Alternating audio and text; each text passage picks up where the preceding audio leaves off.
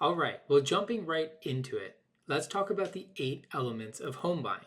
If we can understand each element and why it's important, it's going to be easier to narrow down what the right type of property is for us.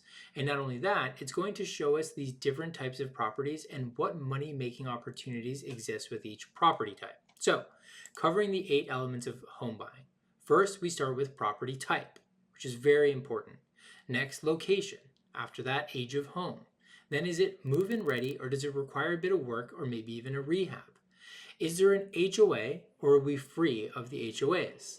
What is the longevity of the home? How long ago was it built? What type of amenities come with these homes? And also, how big is this lot? Is there any opportunity to develop maybe an additional structure on this lot? These are all things that we're going to be covering through our 8 elements. With single family homes. Most of us, if we close our eyes and we envision our dream home, we're thinking of a single family home, right? The white picket fence, the colored door. Single family homes are by far the most popular choice for most buyers. I'll tell you from my personal experience, 90% of the people that I assist, either as a student or as a client, most of the time they're aiming to buy a single family home. A couple reasons why, right? We are familiar with single family homes. Most of us grew up in a single family home. And not only that, it's the safest bet. Single family homes have the highest level of appreciation compared to other property types. That's because they're most in demand. So let's talk about a couple of the pros and cons when it comes to buying single family homes. The pros. We get a lot of privacy and it's our own space, right? Which means we can customize it the way we see fit. If I want to put in a new kitchen, I can put in a new kitchen. If I want to upgrade my bathroom, I can upgrade my bathroom. So with single family homes, you have a lot of opportunity to put in that sweat equity, which helps create that value and of course create more and more appreciation. There are limited downsides to a single family home. So one of them is a higher maintenance cost and repair cost compared to something that's super efficient like a condominium. Then we may have to deal with a pesky HOA. As we know, HOAs can be problematic. We're going to talk more about HOAs and if we should avoid them in a future class. One thing also to add about single family homes is that they set up well to be future rental properties. A lot of us start to think after we buy our first property, how do I buy more and more real estate, right? As an investment, real estate outperforms most classes. So how, if I were to buy this as a primary residence, how would this asset perform as a future rental? And single families perform better than most. You don't have to deal with a lot of tenants. You don't have to deal with a lot of hassle. You can typically get a good tenant or a good family into the home for relatively low cost and low maintenance and still be able to generally make a good profit on your real estate investment. So single family homes, that's why they're so popular is, they have high appreciation, they turn well into rental properties, and they're highly customizable. So you can see why so many buyers elect to go with single family homes. Some people just have that dream in their mind. They want that house. They want to be that homeowner. They don't mind, putting that equity in and putting that work in. So if this is you and I'm describing you, it might be best to just stick with the single family home. Next, let's talk about condos and who they would be best suited for. So a condo is going to be for those of us that want to be homeowners, but don't necessarily want to deal with the hassle of being a homeowner. If you are highly efficient and you don't want to deal with maintenance or repairs, but again, still want to tap in a level of appreciation and have a space that you can call your own, condos might be the perfect fit. Of course, there are some cons when it comes to owning a condo. You don't have the level of privacy that you have with a single family home. Your neighbors might be relatively on top of you or right next to you. And then typically with a condo, you're gonna have HOAs, right? So you're gonna be responsible to be part of a greater community. And unfortunately with this HOA, they're going to have regulations on top that, limit what you can do to this condo, and how you live in your condo in general. The types of upgrades and repairs that you make, if you hire a handyman, that HOA might request, that they have insurance certificates. So you're going to be dealing with a third party, even though you own this home outright, you're going to be dealing sometimes with that third party HOA. which sometimes for some people can be a make or break. And what happens with an HOA? That usually comes with a higher carrying cost, right? Because in a nice condo building, you sometimes are going to be paying $300, $400, up to $1,000 or $1,500 a month in HOA. So it's something that you want to, of course, weigh out. The great thing about condos is you have the nice amenities, you have that lifestyle, and typically with a condo, that's what you are paying for. And then with condos, sometimes condos will be more affordable than single family homes because you can find, condos that are $200,000 or $300,000, especially in urban environments where you have to build single family homes or the property prices are very high, meaning lot prices are high. In a condo, you get a much more inexpensive overall price sometimes. So if you're price sensitive and looking at a lower budget, sometimes a condo might be that perfect fit. And then again, if you're more focused on efficiency and lifestyle, the condo might be the right fit as well. Let's talk about turning it into a future rental. Condos are kind of a mixed bag when it comes to prioritizing and monetizing your investment. With an HOA, a lot of them limit if you can turn it into a rental at all. And because of the higher carrying costs, it starts to eat into your profit. But some condos make great rental properties. So don't rule it out. Of course, every property type is unique and a little bit different. But overall, and speaking, single family homes are going to compare better to condos when it comes to turning into a future rental property. A last tidbit on condos. I can't tell you how many of my students and clients come to me after a couple years of living in a single family home and want to move into a condo, right? So if you prioritize lifestyle, amenities, being part of a bigger community, a condo might be the perfect fit. Because a lot of the time, what I see is my first time home buyers bite off more than they can chew, right? So they overlook some of the pesky repairs or maintenance that it's really going to take to maintain a single family home.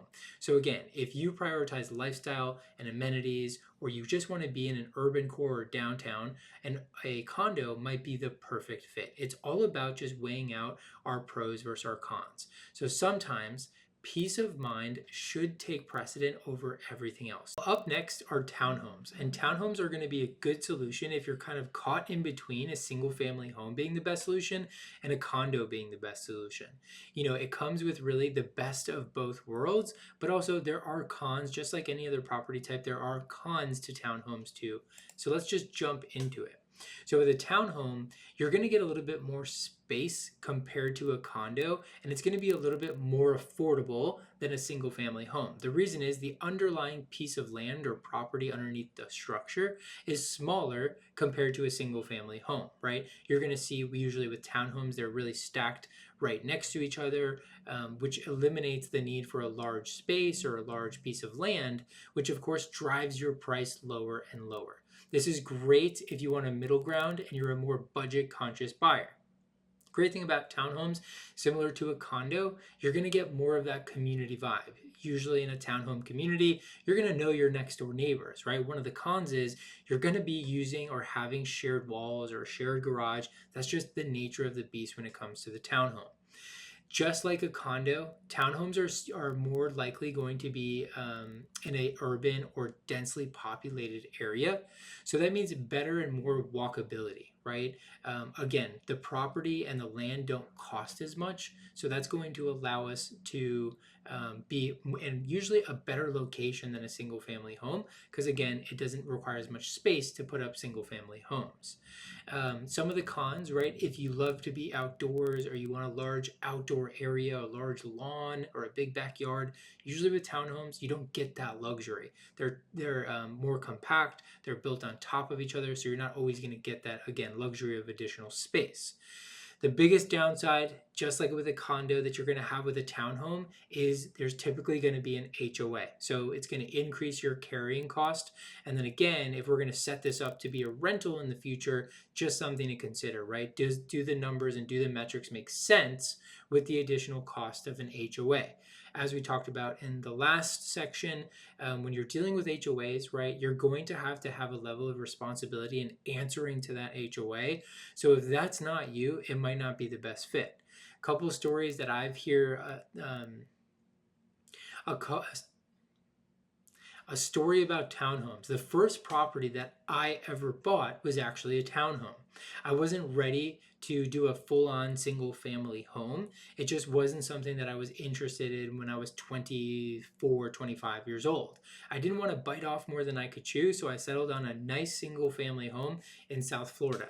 I bought the property for $400,000, and I was really hoping that I could tap into the location and higher appreciation that you're going to see similar to a single family home or a townhome.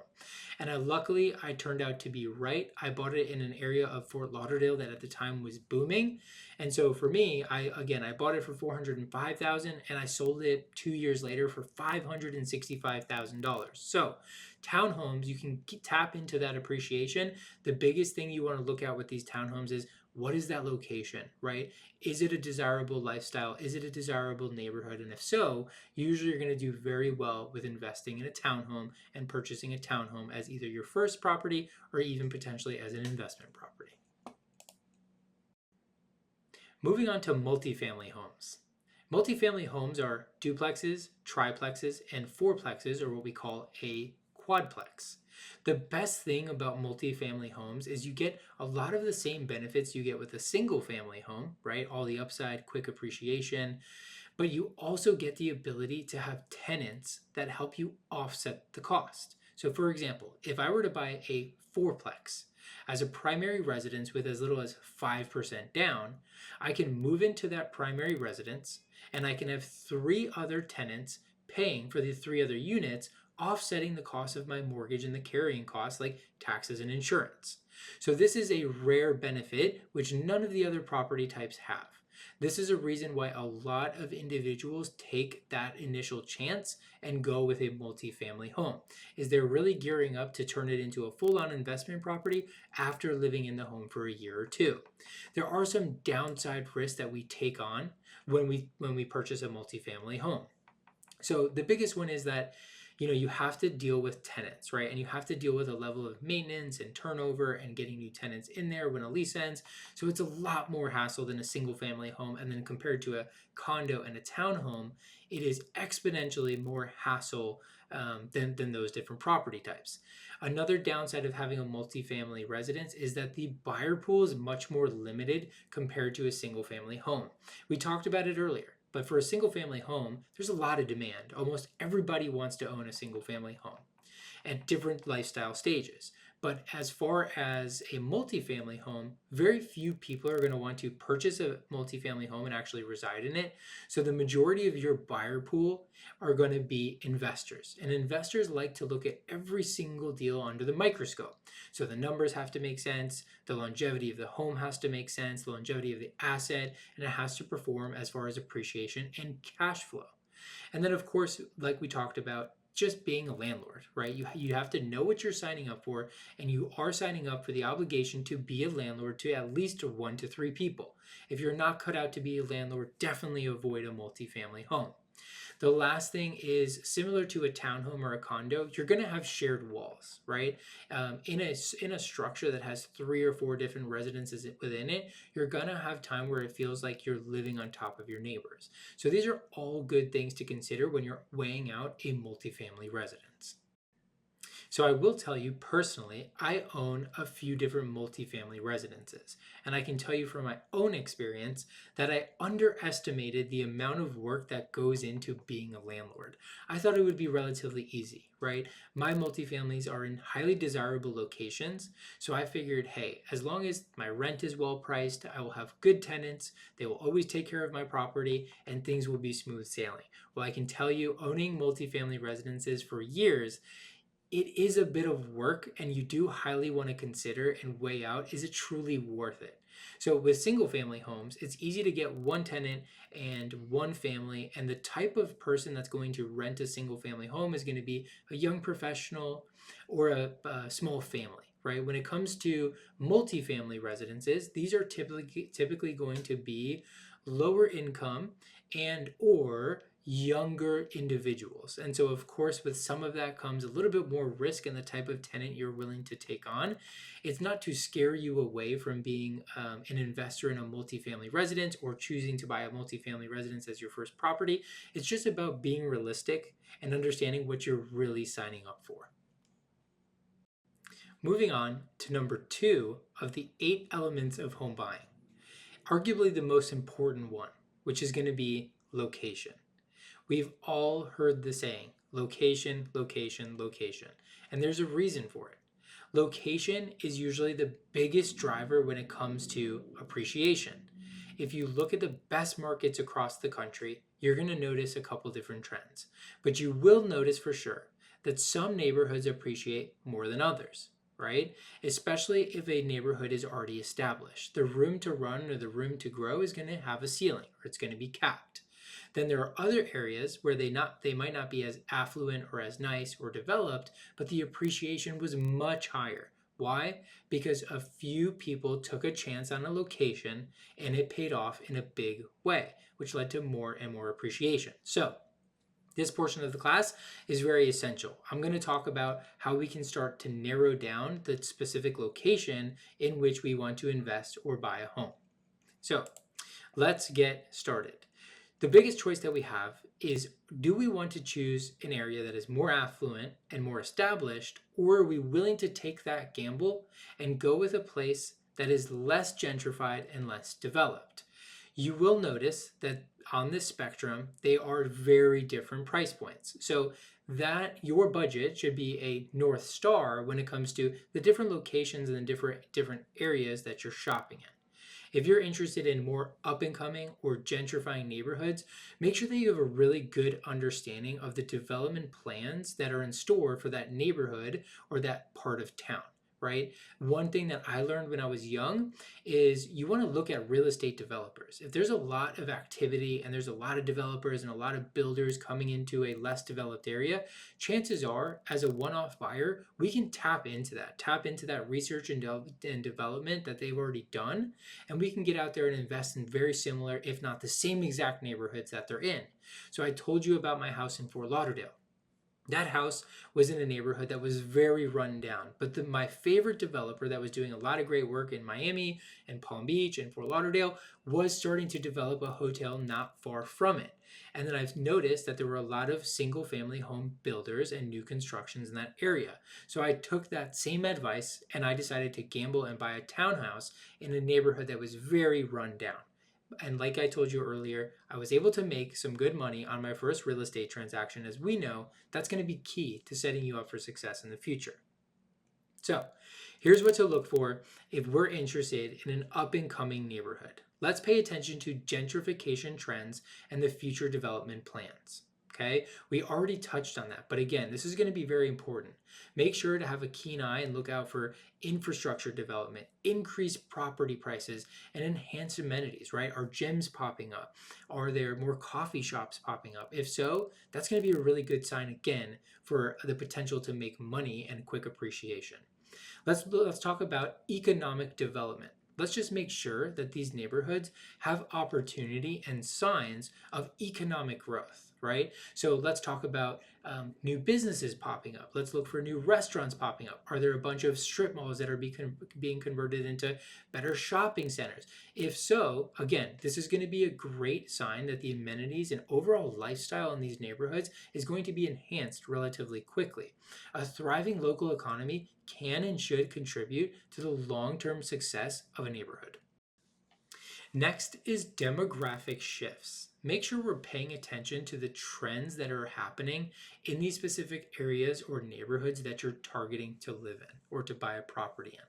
One thing that we want to be conscious of is who's moving into these neighborhoods. If they are younger professionals, younger individuals, or smaller families, this is usually a great sign that it is an evolving community. Usually an evolving community means that there are opportunities in these particular neighborhoods or particular areas. So one thing that we can do is get in our car and drive around, right? Go to the local cafes or the restaurants, see who's patronizing these types of places. Another thing we can do is just take a stroll, right? Get up on a Saturday morning, walk the neighborhood, make sure you get a good feel for who's moving in, who currently lives there. Next, let's talk about public and private investments. If an area has a lot of investments from the public sector, meaning a lot of infrastructure development or new parks or new recreational spaces, this is a great sign that this neighborhood is on an upward trajectory. If you can get in before everybody else rushes to get in there, you're going to be able to capitalize on living in a premier location, but at a discounted price. Arts and culture scene. Okay, well, I want you to pay attention to whether or not there are offerings when it comes to arts. Are there theaters? Are there cultural events? Are there farmer markets? Usually, this is going to be the sign of a vibrant community. People want to be involved in a vibrant, flourishing community. If your neighborhood is sort of dead or outdated and people are looking to move rather than to move in, it could be problematic. And the arts are a good telltale sign of whether or not people want to actively be moving there. Let's talk about community engagement. Assess the level of community engagement and the involvement of neighbors. So again, take the same advice. Get out of your car, walk around in the neighborhood. I want you to get a feel for these neighborhoods and how the neighbors interact with each other. If you see a lot of kids playing in the street together, if you see parents socializing, if you see active community organizations, neighborhood associations, different sports leagues, this is going to contribute to a high level sense of community. This is a great indicator of a neighborhood that is not already just established, but is usually on the uprise. School improvements. Okay, if we're looking at more gentrifying locations, we want to make sure that schools are improving. Very few people want to move to an area where they can't send their kids to local schools that are at least good, if not great. So a commitment to education and the overall investment in school and facilities is going to attract good families, good neighbors, and it's going to positively impact the overall appeal of the entire neighborhood. Let's talk about transportation. Usually great neighborhoods need to be accessible to everybody. So you want to evaluate the accessibility and the transportation options in these particular areas. Proximity to public transportation is important for an area that is gentrifying. If it's hard to get to or hard to commute to, chances are it's not going to be a great neighborhood to invest in because it limits that buyer pool. You want your neighborhood to be accessible to everybody, and if you get in the right time, this is going to be the key to tapping into good appreciation. So look out for good railways, good highways, major thoroughfares that can enhance the convenience and the attractiveness of your neighborhood. Pay attention to your crime rates, okay? This is a big one. If crime rates are abnormally high in this neighborhood, you need to understand why, right? Because you are taking a big chance to live in an area that has high crime rates. This will turn off a large sector of the buyer pool. Real estate is nothing besides the simple economics of supply and demand. So if nobody wants to move into your neighborhood because crime is high, you're not going to be able to get a lot of appreciation or get top tier prices when you go to sell the property.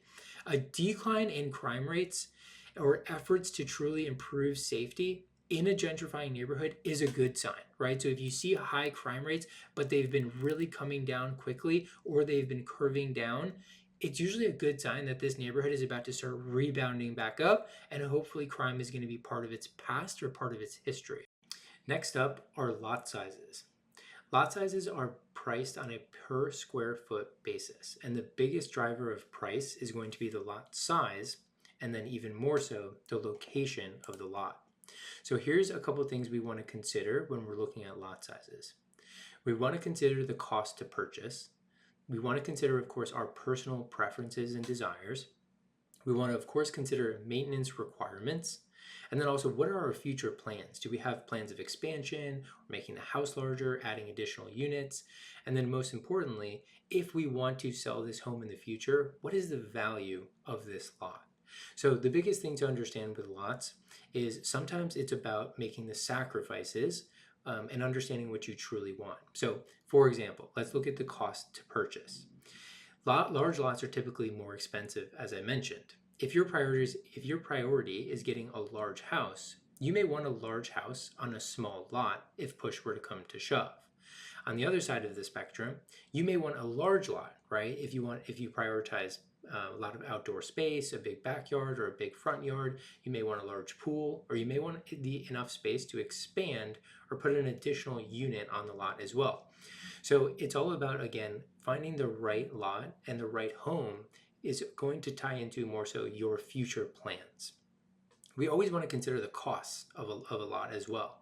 So large lots will of course come with a higher carrying cost or higher maintenance requirements.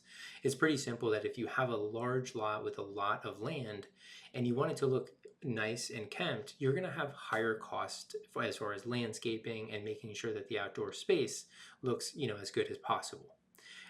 When it comes to the future expansion, we want to always again consider, do we have a large enough lot that we could build a different structure or expand our house?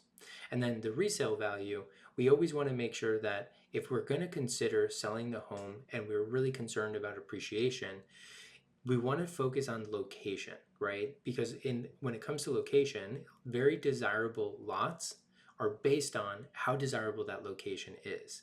It's essential to consider the overall market conditions when you're considering a specific lot. Next, let's talk about the age of the home. This is important to consider whether you're buying a new build or a resale.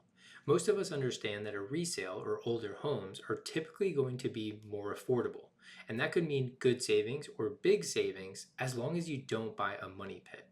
I'll tell you a couple stories from my experiences personally because I live in Austin, Texas, where a lot of home buyers want to target older homes that are closer to city centers. So before we go into stories, let's talk about some of the things that we need to look out for, whether or not we're considering buying a new build or an older home. Let's talk about the condition of the property. We want to make sure that we thoroughly review the condition of the property, especially the big three, right? This is the foundation, the roof, and of course, any types of wood destroying organisms or termites. And then secondary, we want to, of course, consider the plumbing, the electrical systems, and what type of appliances come with the home, right? These are also known as your big ticket items. Unknowingly, right, if we buy a home with a roof that is at the end of its life, this can cost you about $30,000 to $50,000 to replace. This can be very expensive and a very costly mistake if you're a new homeowner. Same thing with the foundation. If you have foundational issues and you move into the home and the foundation is cracked or unsettling, it could lead to major issues where you even have to move out of the home as they take weeks or months to repair it.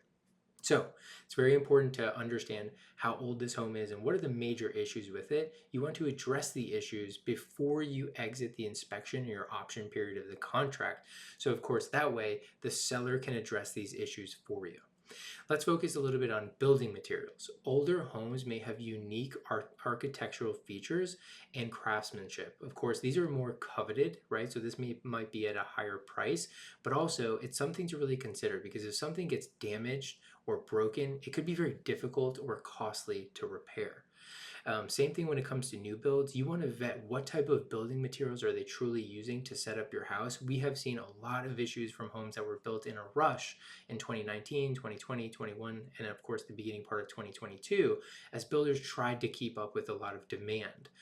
It led to a lot of issues, and so right now we've seen a lot of people trying to exit these new home builds because they're very concerned with how the home is going to keep up, over the next 5 or 10 years.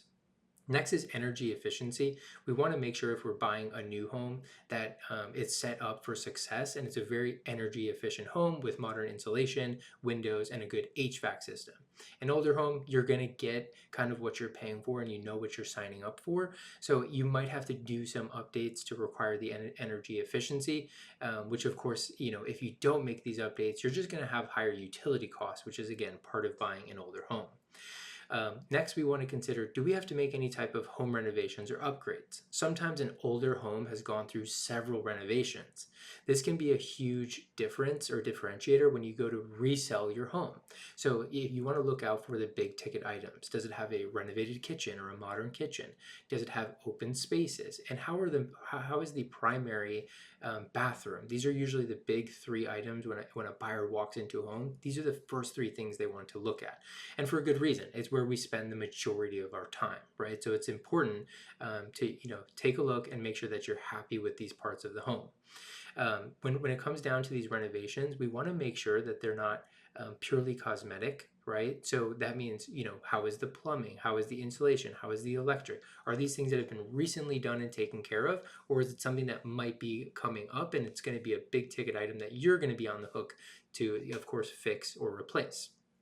Last is the resale value. So an older home may or may not appreciate as well as a newer home. Sometimes they won't appreciate as much, especially if the home doesn't have hasn't been kept up or isn't properly maintained throughout your ownership. So just consider when you're buying a resale and it's an older home, if you really want to tap into that higher appreciation, you want to make sure that again you're keeping up with maintenance and the big ticket items, again, the primary bathroom, the kitchen, and your living space, your open living spaces, are more modern and more accustomed to what a buyer wants and needs in today's world.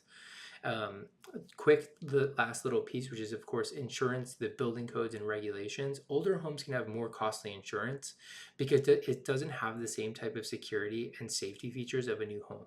So, it's just something to consider as you're finalizing your property type.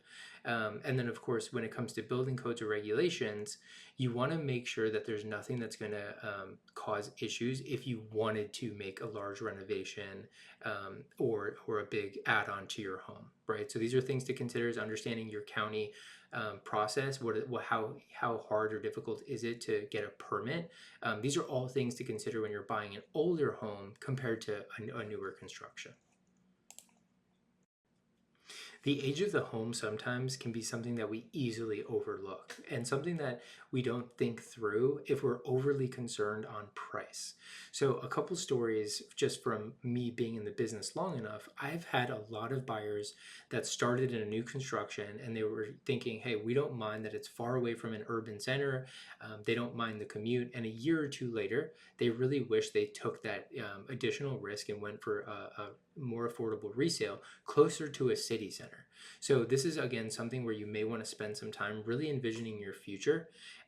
We have a lot of folks in this, in the opposite side of the camp where they bought a resale, they bit off more than they can chew, they didn't do their due diligence, and they didn't understand the issues that were going to come with this particular type of home. So what ends up happening is they might neglect the property, they don't keep up with maintenance, and then they go to sell the home, and at this point they're going to get a lot less on that sales price. So an age of the home, just a quick disclaimer, just because we've seen a lot of our buyers come back and have a little bit of buyer's remorse when it comes to overlooking the age or the type of the home. So be thoughtful about, what is it you truly want, and make sure that this type of home really fits your goals and your objectives.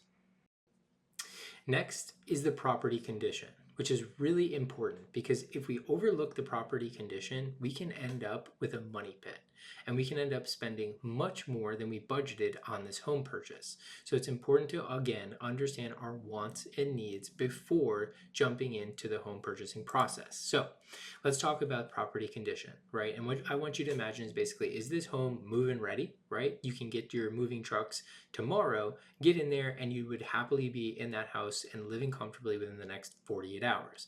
And then what's called a rehab or a light renovation, right? This is when the house needs maybe minor work all the way to major work before you can actually get in there and enjoy living into the home.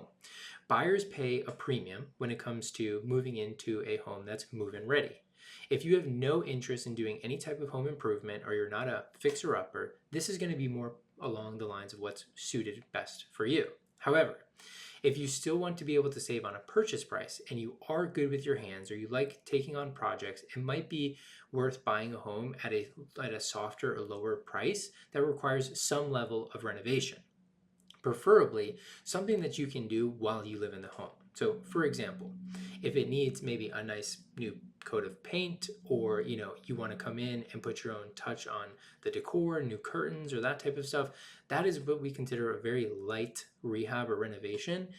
What you don't necessarily want to get involved in if there are huge projects, right? So again, if there are roof issues or foundational issues or larger issues such as remodeling an entire kitchen or remodeling an entire bathroom, just because These costs are typically going to be funded out of your out of pocket and can add up quickly and become very, very costly.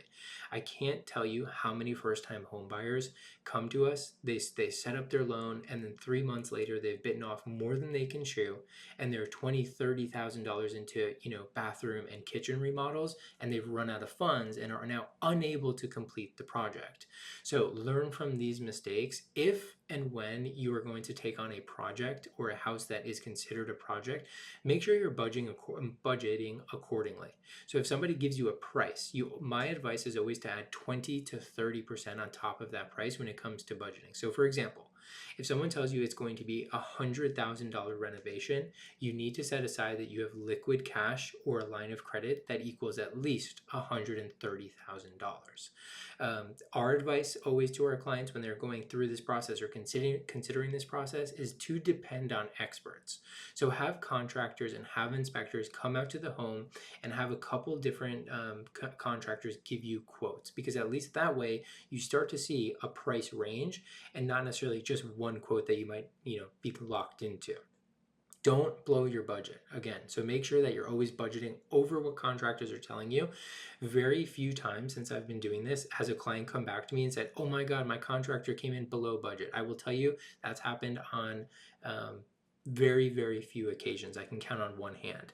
Now, the amount of times that my clients come back to me and say, Eric, I need extra money. Can you help me with a line of credit? I'm having issues. I can't finish this. The project is way over budget. That happens dozens and dozens and dozens of times every single quarter and every single year. So just make sure if you're going to take on a project that is a rehab or a serious renovation, you're prepared to go through the entire process and make sure that you really have your budget on lock and that you're dealing with good, reputable contractors.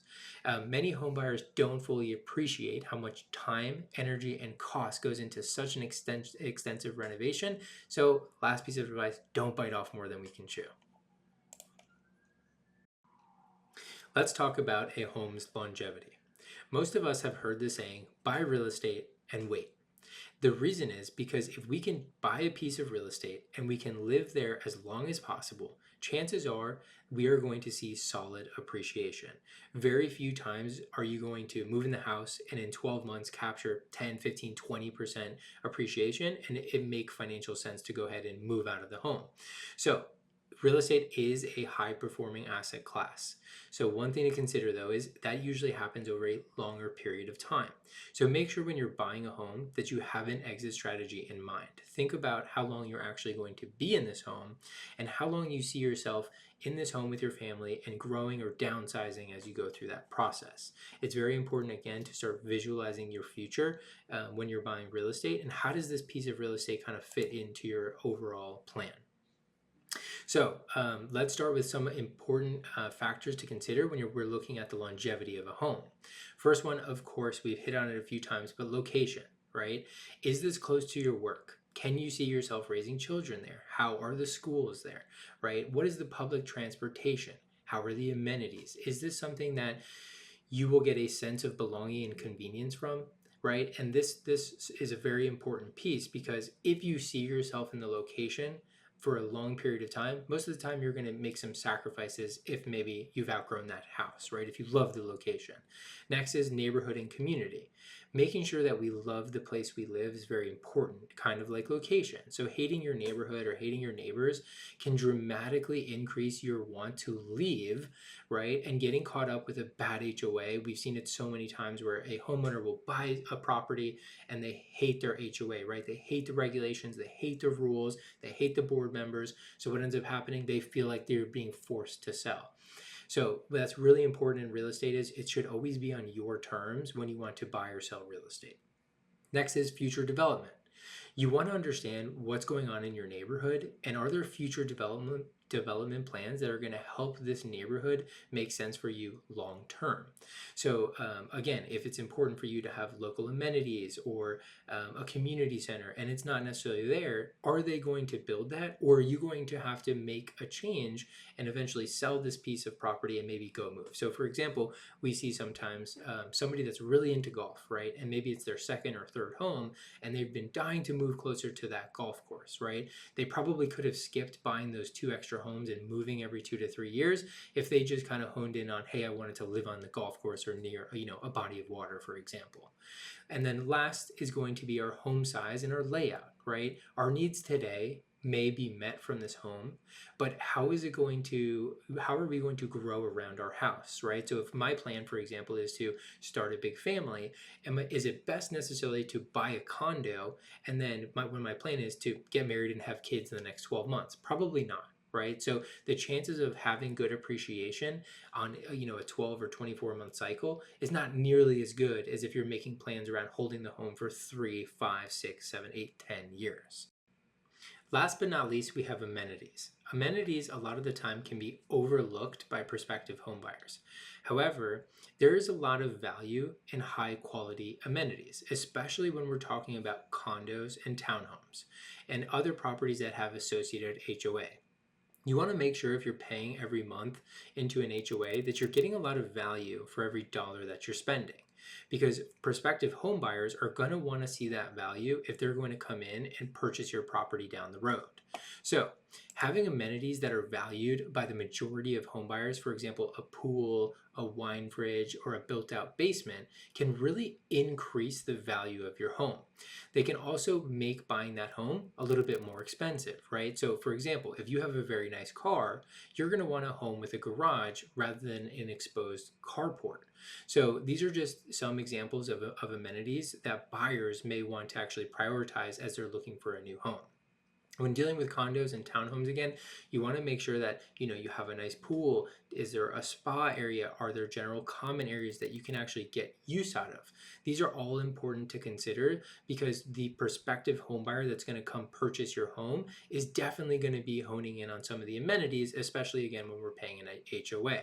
If the home that you purchase does not have any amenities, just understand what kind of cost would be involved to renovate the home to include additional amenities if possible. So for example, if you live in Florida, where one of the biggest and most important amenities is having access to a pool, and your property doesn't have a pool, but all your neighbors do, think of it. When you go sell your home, yours is going to have a lot less traffic and a lot less buyers are going to come check out the property just because it doesn't have a pool compared to the rest of your neighbors. So just make sure that if you're going to purchase a home, you understand, hey, if a pool is very important to the prospective home buyers in the future or to you, to yourself when you're living there, what are the costs to add these additional amenities?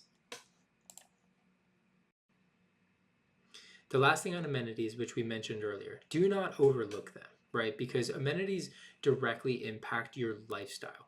So I've seen a lot of examples where somebody, again, buys the home without the pool. They have, maybe a baby on the way. And then 2 years later, when they have a toddler, they really wish they just were patient enough and waited for a home that popped up with a pool. Because now they're having to go out there and build their own pool, which can be $50,000, $75,000. And they have to take out a home equity line of credit or another line of credit to build the pool. On the other side of the coin, we have a lot of people that purchase condos, thinking, hey, it might be worth a $500, $1,000 a month HOA because we're really going to be living it up, right? We're going to be using the gym or the spa or the other common areas. And a year passes and they come back to us and they say, I haven't used the amenities one time. The HOA is not worth it. I think I'm better suited for an HOA. So spend a little bit of time really considering how you're going to use these amenities, what amenities you prioritize, and just make sure you make a short little list. And sometimes it's better to pass on a house that doesn't fit your lifestyle rather than making the sacrifices, jumping into something, and then making costly mistakes. So again, just slow it down, be patient, think about these amenities a little bit more. Next, we have HOA. If a home has an HOA, we want to make sure we intimately understand what we're signing up for. Here are some things we want to consider if the home that you're considering purchasing has an HOA. First up, we have costs. This is usually going to be direct dues or fees that are owed monthly, quarterly, semi-annually, or annually. If you're paying fees and dues, you want to know exactly what this is going towards. And you want to make sure that the HOA is run well. Also, be careful of special assessments. If there's a large special assessment coming down the pipeline, this is going to directly impact your dues. So for example, if you live in a condo and there's been an issue, for example, with plumbing, and it's going to cost hundreds of thousands of dollars to fix in the form of a special assessment, what's going to end up happening is they're going to divide that cost amongst the HOA owners, and your special dues or fees are going to go up for a period of time. So again, make sure you understand the fees, the dues, the special assessments, and have a good understanding over all of the HOA's finances. Next, we have additional rules, and of course, some loss of privacy. When it comes to HOA, they're governed by bylaws and typically a declaration. You want to always read these and make sure that it's not something that's going to be over-fringing on the way that you like to live your lifestyle. This will typically control things such as the color of the paint of your home, when your trash can be at the curb, and when it should be pulled back. You want to make sure, again, that this fits your lifestyle and it's not something that's going to be impeding on your day-to-day. Next, we have additional security.